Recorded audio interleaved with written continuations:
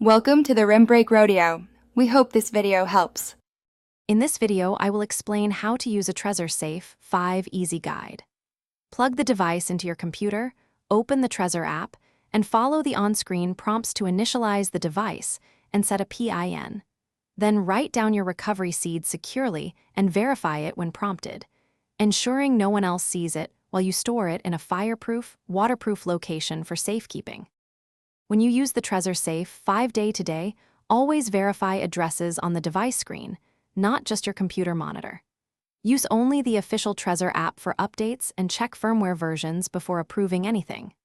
For extra security, enable a passphrase to create hidden accounts and never store your recovery seed digitally. Treat it like cash and keep it offline in a secure place. If you are finding this video helpful, please subscribe and like to support more straightforward guides. Quick recommendation: life's too short for cheap socks. Go darn tough with a lifetime warranty. They pair nicely with long setup sessions and cold hands during secure backups. I've linked the product and other deals in the description below so you can check them out. Now let's get back to the video. If you run into issues, start simple. Swap cables, try another USB port, and restart your computer.